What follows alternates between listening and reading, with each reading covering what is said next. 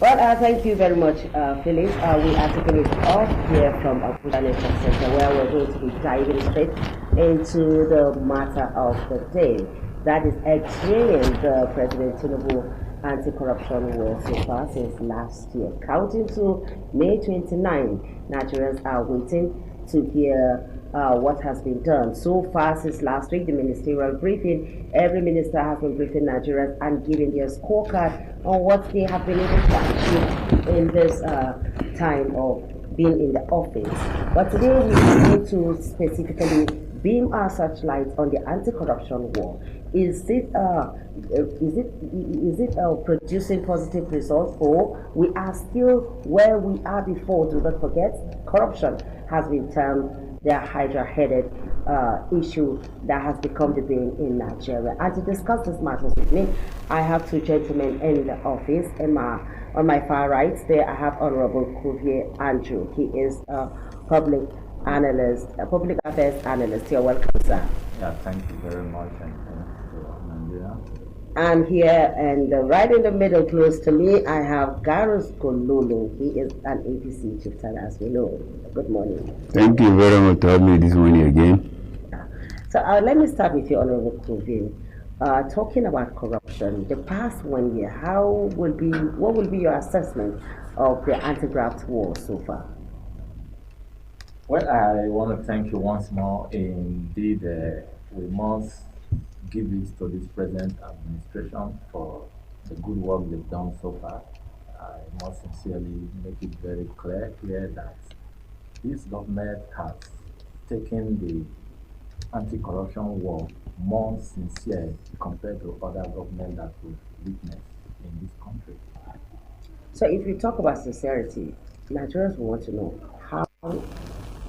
Yeah, when we look at the sincerity, it has to do with commitment to ensure that there is equity in the definition of justice in respect to corrupt persons in Nigeria. You see, why I talk of sincerity and the openness is because, previous government has always used the anti-corruption war precisely against opponents. I must say that very sincerely. And this government has come, and if you look at the series of the anti-corruption fight, you just realize it's more of the present government party members compared to that of other party members. That is the perspective of the sincerity of the fight in this present administration. Okay, to you, Garus, what is your take on that? I totally disagree with Honorable. When we are talking of sincerity, it should be equal right to any other person, a citizen. I don't know if you are committed, Mr. B committed, Mr. A will committed. And the corruption, the chairman is making a good job and is making a good move. But yes, chairman is making a good move and he is trying. But one of the things I have to specify, the fly up that they did day before yesterday. The only 9 states will benefit, and is 15 trillion. 15 trillion. 15 trillion, I repeated this thing. And yes, for that project from Lagos to Calabar. And that project is only 9 states. Yes, it's 9 states. Then, fine. How do they publish that in which newspaper carry that in? Because in the ministry you have to publish it from Ministry of Works. Then another company will apply. How many companies? Yes, procurement are for breathing. Where did they apply it? How did they do it? How many companies apply? None. They only award it to another company. And how many months does that thing go before they give that thing? Before 1 year you give a contract of 15 trillion. 15 trillion one from here to Kaduna, the road is not complete. From here to Lokoja, goes out to Anyaba, take off to Tinubu. From there to Lokoja to Auchi, goes out to Bini Express. And then the minister come out openly that they are doing another road from Badagiri to Sokoto, which day. So for me, the corruption will still continue. Okay, you base your argument on the fact that infrastructural development is not being distributed at all as it is, and then procurement act, there's a law, I'm a law professional, procurement act shows if you are giving a contract to a ministry, it will be built and then another company will apply and it will be published by the national newspaper. How many people carry this contract? How many? None. If they have any paper, let them prove the paper. What are you talking about? We shouldn't come to television and with my age I will just come and say what it is not there because I'm APC. No. The corruption fighting is good. They will to this contract. How do they give this contract? And what are the methods used for procurement act? Zero. What are you talking about? Now, these other states that you talked about, the Kaduna, Lokoja, Auchi, and the same, don't you think by starting from this other side is work in progress? That work in progress, 15 trillion. Where do you get the money? How much is a Nigerian budget? That is what, and this job lasts for 8 years. It will last for it. If another government come, they can be able to fund this job. Why don't we use that money? Give for now in Nigeria, but what we have, poor man, the way he can fit for 1 square meal. That is the problem. 1 square meal that he can fit, he cannot. That is one. Then secondly, security. Why don't we carry 1 trillion, give it to Navy, carry 1 trillion, give to Air Force, carry 1 trillion, give to Army, carry 1 trillion, give to police, give civil defense. Then we see whether they will not buy security equipment. We don't have security, people cannot go to farm and we are making a project of 15 trillion which will only involve for 9 states, 27 states, including Abuja left behind. Okay, what are you talking about? Honorable Kofi, now that he mentioned a poor man being the inability of the poor masses to feed, because we all know what the time is in Nigeria right now, except you are either pretending or you choose not to align yourself with what is going on. How will you, I would like to hear your thoughts on the ongoing cash transfer to vulnerable people, the palliative being distributed to Nigerians. Do you see sincerity of purpose in this? Yeah, thank you very much for that. I want to commend my colleague here for his point. And looking at your question, you see, governance is a process. There is no way you will set a standard in a moment and expect to actualize it in that same moment. You must set a running standard with which you achieve from one point to the other. Looking at the situation of Nigerians, let me use it as a general view. Yes, we understand that Nigerians are quite faced with unprecedented challenge, difficulties and all that. You know, but one thing I love about this Tinubu administration is the sincerity of coming out plainly to declare the fact that Nigerians are going through challenge. The president... He is not the first person to say that. We've had presidents in the past yes. that will acknowledge the fact that we know what is going, what is happening. We know that Nigerians are suffering. So Nigerians will tell you that this statement is not like yes, you thing. See, the president understands the suffering of Nigerians, and as such, he has equally put in measures to ease the suffering. You see, suffering cannot be totally eradicated from any society. Conditional cash transfer. Conditional cash transfer is just one program. The major challenge that I believe Nigeria needs right now is even more of infrastructure. Because over the time we have lagged behind in terms of infrastructural development. You see, once infrastructure are in place, citizens are empowered. The government does not even need to come into the affairs of citizens when it comes to empowerment. Once the right infrastructures are put in place, the right policies are put in place, which I have seen this government putting efforts to ensure that they are put in place, the citizens will pick up from there and begin either their self-development or society development. Okay, if I may take you on the appraisal of this government infrastructural development, I get it correctly, you're giving it a high, you're scoring this government high on infrastructural development. Now, what happens to the saying that there can never be meaningful development in a country where insecurity thrives? Yeah, it's very obvious that security situation is still very appalling in Nigeria, but one truth I am going to say here today, security is not a government responsibility, it's everybody's responsibility.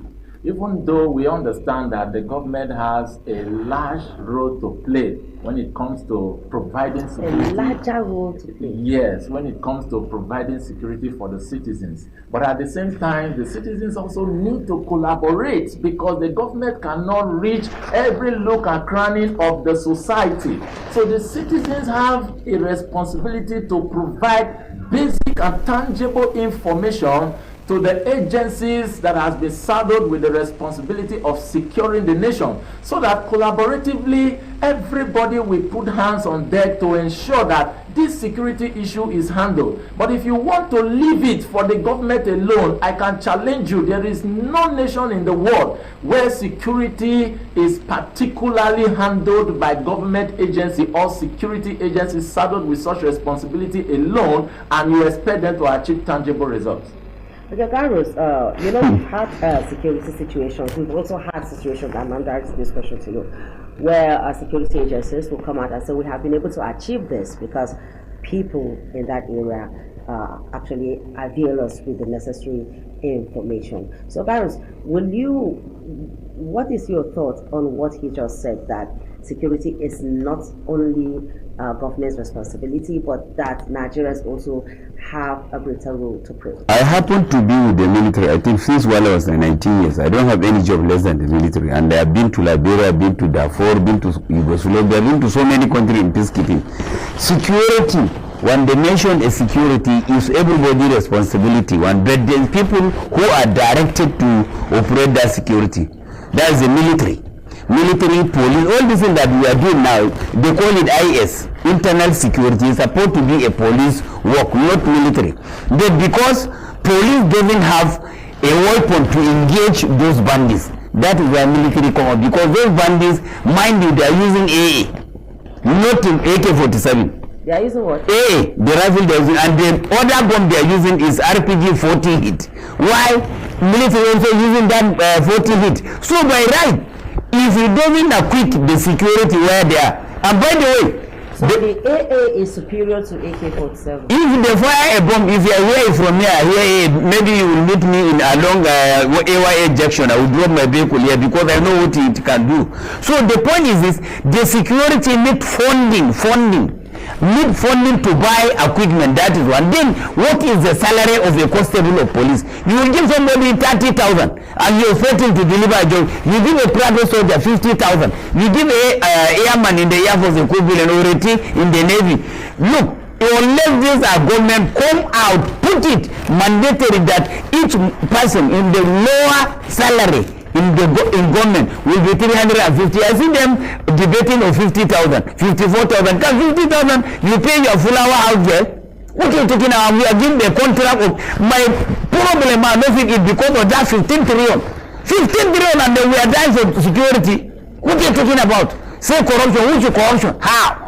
And then all those ministers, they put 44 ministers. This is the first time we have those most ministers. All of them, they are presenting paper presentation. It is only wiki. I don't know if you don't know me, that can present a budget down and enter Abuja with it. The Minister of Agriculture, I think, is mentioning some other places where you give the seat to whom benefits from the seat. How do you distribute the food? Even that can transfer, how many people benefit from the money? How do you transfer it? Show it the people. You've not come in contact with anybody that has benefited from the traditional? Nothing. I have not seen anybody. All the time they come to beg me, I give them. If I don't have, we go money with Mama put. What are you talking? Actually, the cash transfer program has actually been suspended by the government as a result of the suspension of the Minister of Humanitarian. And the government has given the agency 6 months to restructure the program of that ministry so that it can capture the larger coverage of Nigeria in terms of either cash transfer programs or societal programs or developmental programs or even humanitarian programs, so that there will be sanity in that ministry, because they discover that there are a lot of things that ordinarily ought not to be that are there and is preventing the ministry to function optimally. You know, it's on this note that the government decided to suspend the program temporarily. Yeah, we know that. Yes. Is it that the ministry is not functioning optimally, or the ministry chose to function differently? Yeah, the thing is, you know, when there are provisions of because even the past minister too. Yeah, that's where we are looking from now. That is the one before. That's the one before Better Edu. Yes. From the exception of that ministry, there has always been problem of accountability and even dissemination of funds and reaching out, the social register issue. There has always been issues here and there. You know, it is on this note the government said, no, we can't be running with a 40 arrangement. You know, let's rearrange this thing appropriately so that it will represent the generality of Nigeria, not the way it has been run in a deformed state. That was what I think the... Okay, I would like to take you on this. You know, when Mr. President came on board, he promised Nigerians a living wage. His words. And now the time has come for what Labour is clamoring for and asking as a living wage.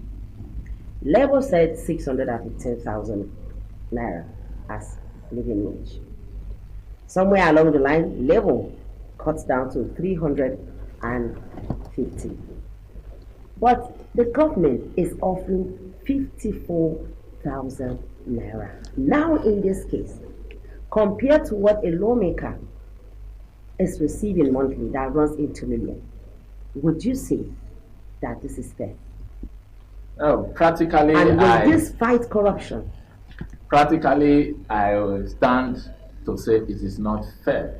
It is not fair on the ground that, looking at the current state of things, yes, I quite understand that the current hardship right now is not particular to Nigeria alone. It's a global problem. But at the same time, we as Nigerians, looking at the removal of subsidy and the increase in the FAC distribution, I think at this point in time, Nigeria's welfare needs to be properly looked into. And as such, I also want to use this medium to appeal to the federal government to ensure that the minimum wage issue should be properly streamlined in order to ensure that the citizens' welfare is considered, because sincerely speaking, times are hard for Nigerians and it is very challenging right now. And on that note, the government should improve on their position as regards to the minimum wage issue. To you, Gareth, I remember months back you were here when the Minister of Humanitarian Minister was suspended, and you applauded the presidency for taking that step, which still today is counting for the presidency. Not to talk about the current situation with the former CBN governor, Godwin Emefiele, and even the suspension of the former EFCC chairman. So don't you think that this is way forward as regards to fighting corruption? No, actually, when they suspend the minister, I was expecting they will suspend the Minister of Interior also, because his company involved. Yes! I saw it, I have the paper. The company was mentioned and he have the contract. Even the call and conduct bureau called him, he refused to go. And EFCC did not invite him. But they suspend that bit or do, suspend Bawa, inviting Yahoo's boy who are collecting 10 million, 14 million. This contract involved about 4 billion naira to the company. How does he get the company? He said he retired from the company, fine. But he's supposed to explain to the public, and he's still as a minister. He was not suspended. And you're telling us there's a corruption. Look, my friend, we shouldn't deceive ourselves. I like even Mr. F committed should be treated like Mr. B. So if I get you right, it's like what we had before, select. Of course. Why don't you suspend and they suspend the Odu? They suspend them. Listen, you talk, I don't talk. Please, allow me to talk. You have your own different view, I have my different view. You are not feeding me, I'm not feeding you.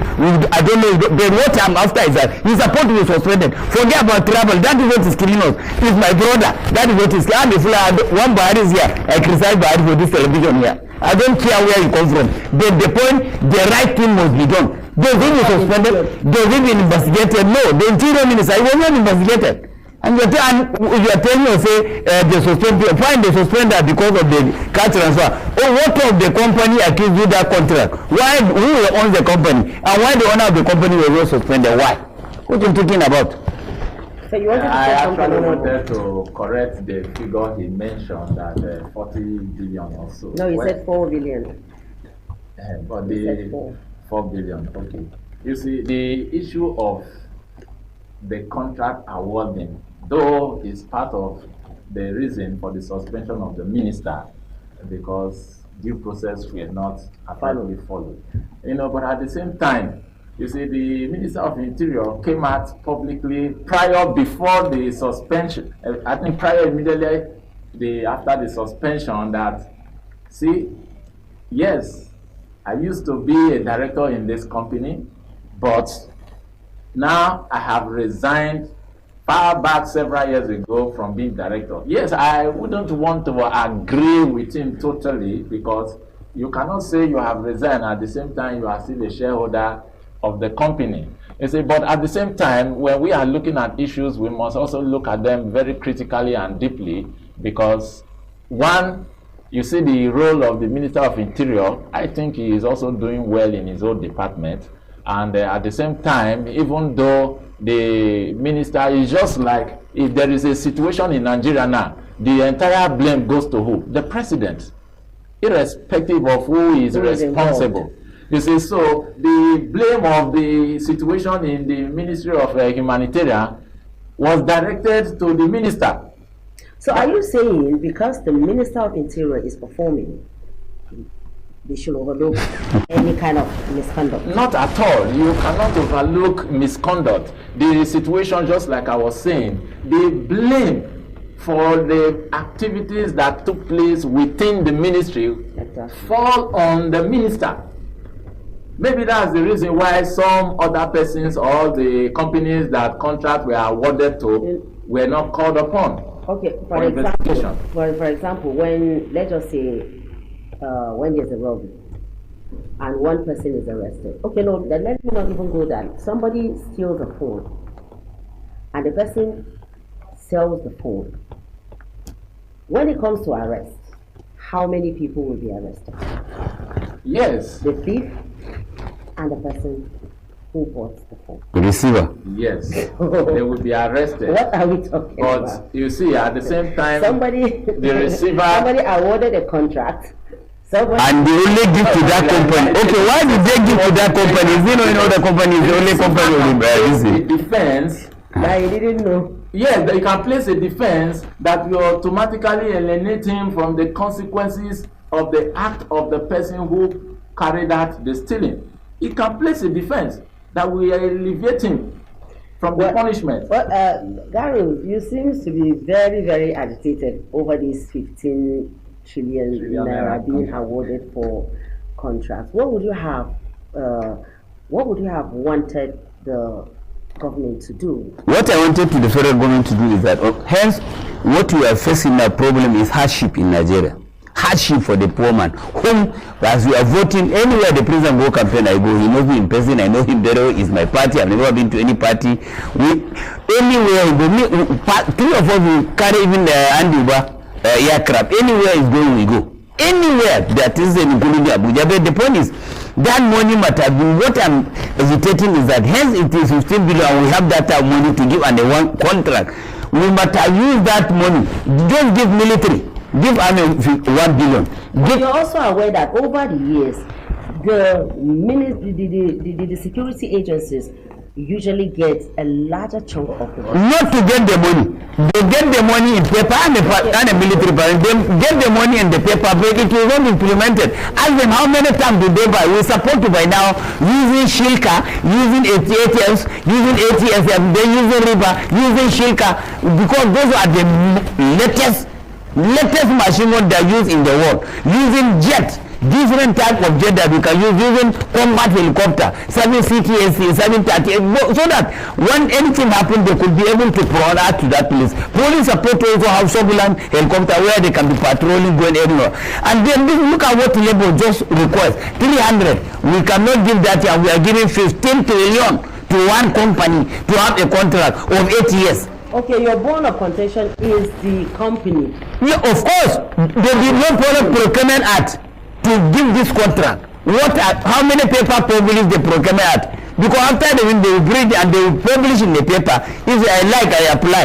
Then the company will win. The company that win now will be published in this company, and then they will publish the company. But how many months does that company? Because people have interest.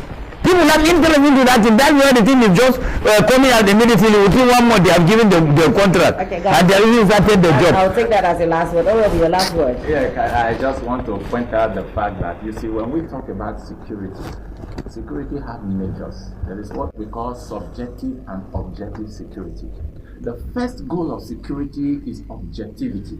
You see, where we engage individuals or factions that are dissatisfied, because it's one of the bane of security, dissatisfaction or misunderstanding. These are the things that aggravate conflict. You see, you need to engage them objectively if you truly want to find a lasting solution, rather than putting measures to engage subjectively. Subjectively is when you begin to talk about instruments, buying equipment, and all that. We are not in a war situation. Yes, we understand that there is terrorism in the land, but at the same time, we must deploy good diplomacy to ensure that we are not interested in just killing our people. These are citizens. He's not talking about killing here. Nobody's talking about No, killing. by the time you start bringing war, bringing fighter jets. But you also know that it's been said. How can you bring you are talking on the base of your experience? You know, as a civilian, I am a retired military officer. I know what is security. You cannot run diplomat. I want diplomatic. Then go do ambassador in another country. I will Diplomatic. have to your thoughts, because we have actually exhausted our time at this point. Thank you very much for taking time to be part of the program. It's been a very interesting conversation here.